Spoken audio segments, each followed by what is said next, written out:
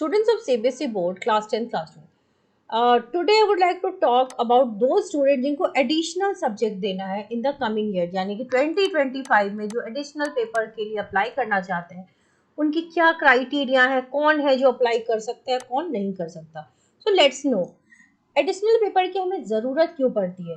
कई बार जब हम सब्जेक्ट सिलेक्शन करते हैं तो हम अपनी मर्जी से कर तो लेते हैं. मान लो मैंने फिजिक्स केमिस्ट्री बायोलॉजी सेलेक्ट कर लिया, बट नाउ मेरे जो दोस्त मैथ्स वाले हैं उनको मैं देख रही हूँ कुछ ऐसे स्ट्रीम्स वो सिलेक्ट कर रहे हैं जो कि मैथ्स के बिना नहीं हो सकता, and I am interested in that stream. मुझे अब बायो से आगे नहीं बढ़ना, मुझे नीट नहीं देना. बायो मेनली लोग नीट के लिए ही देते हैं, तो मुझे डॉक्टर नहीं बनना. Suddenly I want to do something with mathematics, लेकिन मेरे पास मैथ्स नहीं है तो मैं वो कोर्सेज नहीं कर सकती. तो स्कूल्स तो आपको जब बोर्ड दे रहे होते तो दे डोंट अलाउ यू, क्योंकि आपने फॉर्म फिलअप कर दिया होता है. But after giving your board exam अगर आप एडिशनल पेपर में मैथ्स रखना चाहते हैं तो रख सकते हैं, ठीक है. और उसका अलग से एग्जाम होता है, फॉर्म फिलिंग होती है जो आप कर सकते हैं. एडिशनल सब्जेक्ट में आप कौन से सब्जेक्ट चूज कर सकते हैं? वो सब्जेक्ट चूज कर सकते हैं जिसका प्रैक्टिकल लैब वर्क नहीं होता, क्योंकि लैब जो है वो फिर से नहीं होगा. तो सब्जेक्ट जैसे मैथ्स हो गया, लैंग्वेज हो गया, वो सारे सब्जेक्ट्स आप चूज कर सकते हो. प्रैक्टिकल वाले सब्जेक्ट नहीं चूज कर सकते. एडिशनल पेपर के सब्जेक्ट जो के लिस्ट जो है वो लिमिटेड होते हैं.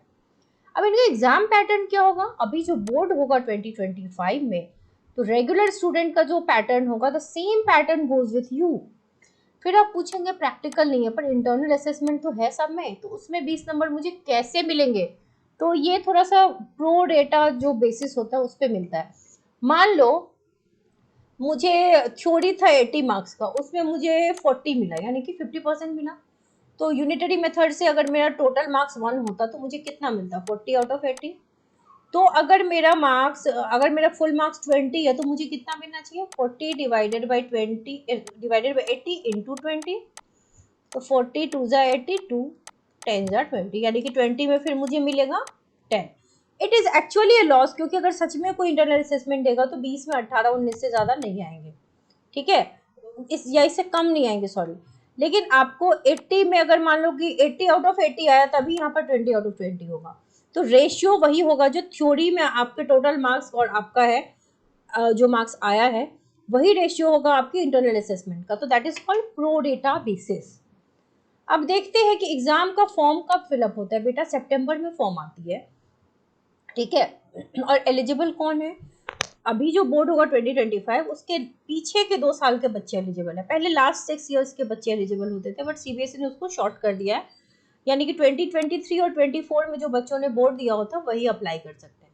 और आप बहुत सारे सब्जेक्ट्स के लिए नहीं कर सकते. You can apply only one subject, जिसका कोड उस फॉर्म में दिया रहेगा. ड्रॉप डाउन बटन से आप चेक करोगे कौन सा सब्जेक्ट है और फिर आप डालोगे. और एक और चीज़ है कि दूसरे बोर्ड जैसे आईसीएसई बोर्ड या कोई भी अदर बोर्ड के बच्चे अप्लाई करना चाहें तो नहीं कर सकते. This is applicable only for CBSE students. और जैसे कोई फॉर्म फिलअप होता है तो सीबीएसई का एक कंफर्मेशन पेज आता है, ठीक है. कंफर्मेशन पेज को हम डाउनलोड करके सेव करके रखते हैं ताकि एडमिट कार्ड मिलने में दिक्कत ना हो. एडमिट कार्ड भी आपको ऑनलाइन सीबीएसई दे देती है. और रिजल्ट जो आपका आता है मार्कशीट, उसमें एक ही सब्जेक्ट का मार्क्स आएगा. और कहीं आप एडमिशन लोगे तो एक पीडीएफ बनाओगे जिसमें जो पुराना मार्कशीट था प्लस जो नया आया है पीडीएफ बना करके आप दे दोगे.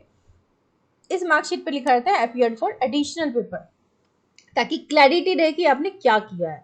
सो एडिशनल पेपर का यही होता है. जो इंटरेस्टेड स्टूडेंट होता है एडिशनल पेपर में वो एडिशनल देते हैं. सो आप चैनल को सब्सक्राइब करके रखिए, क्योंकि जब भी फॉर्म आएगा सारे अपडेट्स एंड गाइडेंस आपको मिलेंगी. स्पेशल बैचेस होते हैं फॉर दोज स्टूडेंट जो अप्लाई करना चाहते हैं additional classes. So wish you all the very best.